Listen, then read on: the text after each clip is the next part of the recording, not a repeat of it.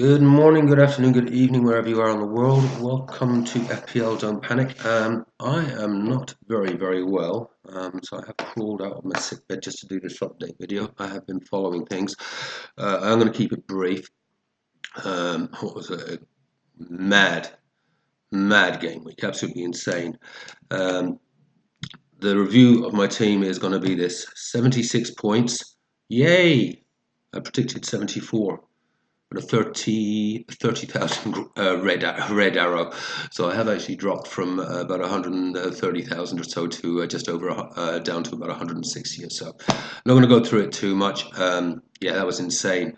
Got off to a great start with Isaac. Obviously was thinking, oh, shame I didn't put the captain's armband on him, but I didn't regret it too much because I hadn't really thought about it too much. But then, of course, Salah came in. I guess in some ways saved the game week for me, because other than that it was an absolute shocker really. Where to start. I had left Hall on the bench. I'd debated, even spoke to quite a few of you guys out there. Bring him in for João Pedro, or bring him in for Virgil or Timber or anyone. Any of the things, the recommendations that were given to me would have worked out better than it worked out. However, it is what it is, and he stayed on the bench, and it was just a sea of blanks for me, and defensive disaster classes. Yet absolutely nothing from my much hyped double Arsenal, double Liverpool defence. The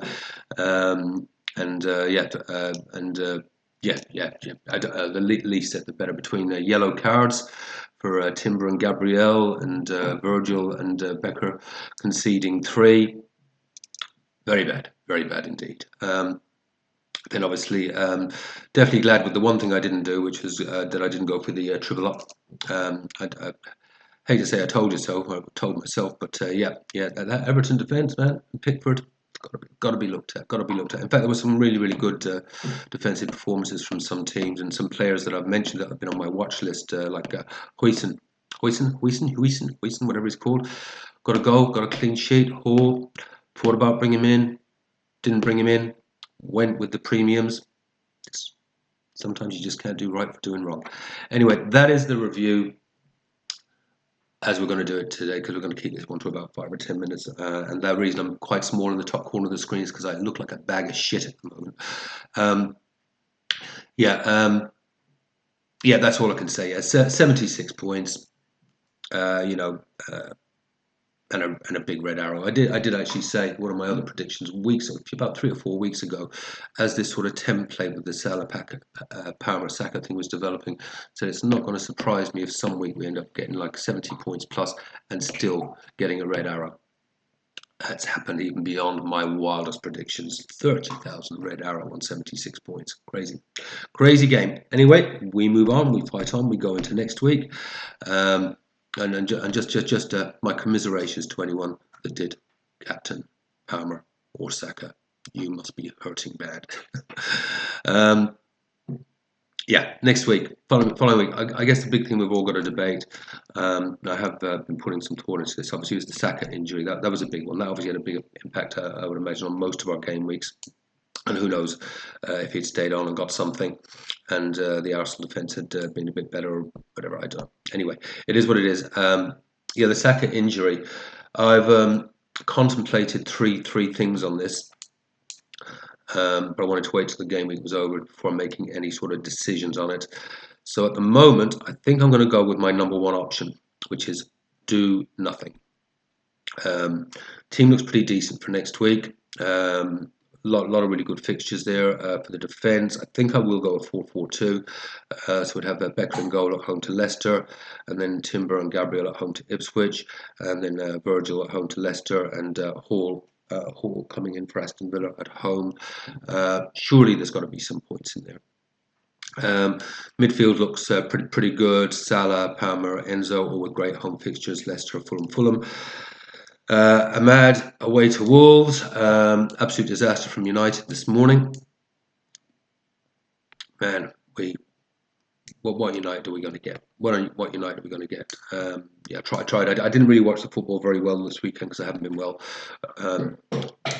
yeah, we've got to go with the man. I've got to stick with my gut. The lad's class. Hopefully, he can get things back on track, and hopefully United can get things back on track. He said, Christmas present from a few years ago. Um, yeah, let's hope we can get that on track. And then Jackson, unlucky not to get something this morning. Hit the post. I thought I saw it out of the corner of my eye. Again, it was very, very hard for me to watch the games this morning, but hopefully Jackson can get on track. And then yeah, my main man Isak. Home to Villa, on an incredible run of form. So that's definitely one of the best things I've done. Was getting him in a few weeks ago. He's just been returning and returning for me. And in effect, I can't say Salah saved my game. Really, at the beginning of the week, it was Isak, because if I didn't have Isak, God knows where I would be. Who did I bring him in for? Cunha. Cunha did return. Well done. Used it, kept the faith, and at least kept him in for this match. He'll probably be having a suspension now, so obviously need to think about moving him out. But with the Saka injury, I guess that is an opportunity for you to bring Isak in if you haven't been able to get to him at this point. With a couple of transfers, you can get to Isak pretty easily now, I would imagine, because I do think Saka's going to be out for a while. I don't think I'm going to do a transfer this week. I think I'm going to roll. The other options I am considering, though, particularly just that Liverpool attack. Do we need another piece of it? But what is the piece that we would want? So if I was to take someone out to enable that, I think it would be Becker, and I think I might go to Pickford. I think it might be Pickford that I would go to, or potentially Raya. Wouldn't be the craziest thing to do, particularly with this upcoming game week, where you would have to think that they'd get a clean sheet against Leicester.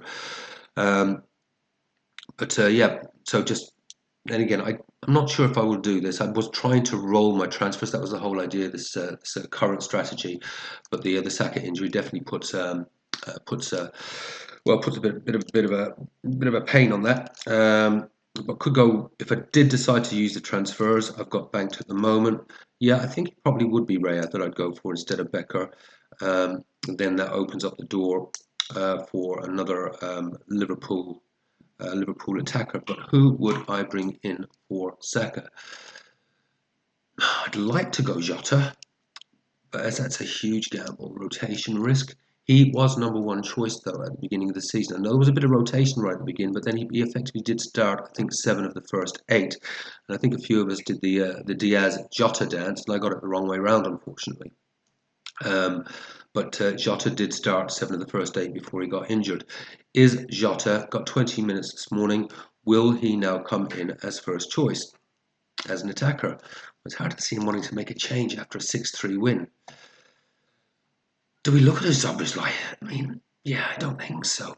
It's a tricky one. I am actually seriously considering this, especially for a game against a team like Leicester, where you do anticipate there could be 2, 3, 4, 5 goals, and you do want to try and get a piece of that.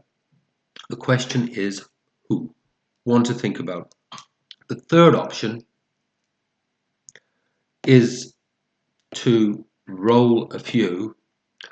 With Saka gone, where are the differentials going to come from? Everyone's going to be able to go for the premium defence and get Isak in and have Jackson up front or something like that. So a new template will develop out of this, I think, and they will start to look the teams will start to look quite similar, I would imagine. Haaland. Is it worth a thought? I can get to him reasonably easy with 3 or 4 transfers. I've got 2 in the bank now. For a roll a couple, I could get to him. But are City really going to rediscover their form? I mean, God, even Man United beat them. And then they've obviously lost this weekend. I mean, they are absolutely crap. I mean, they really are. They do have a fixture turn coming.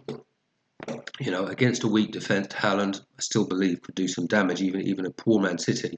If they're getting the ball into him, Haaland can bully a weak defence. Could that be a differentiator to go for? Not sure. I'm going to leave it at that. I mean, that's the team. Yeah, looks pretty good in defence. Looks like a decent midfield and hopefully a weakish Wolves defence. New manager bounced though. They had a good result this morning. But hopefully Ahmed can do some damage. I think Ahmed is actually better away from home, in fact, than he is at home, where he's got those spaces to run in behind a defence. And then Jackson and Isak up front. And then we'll debate what to do with Saka another day. Unless I do make a decision to take Becker out for Raya and bring in a Liverpool attacker. But which one? Which one is going to play the next 2 games at least without getting benched or rested? Not sure of that one, guys. Listen, I would imagine most of us are sitting on some pretty crazy scores. I hope whatever crazy score you're sitting on does give you a green arrow. 76 points and a red arrow. Oh my god. I hate this game. I hate it. No, no, not really. I love it. Take care, folks. Have fun. Play your own game. And yeah, don't panic. Take care. Bye bye.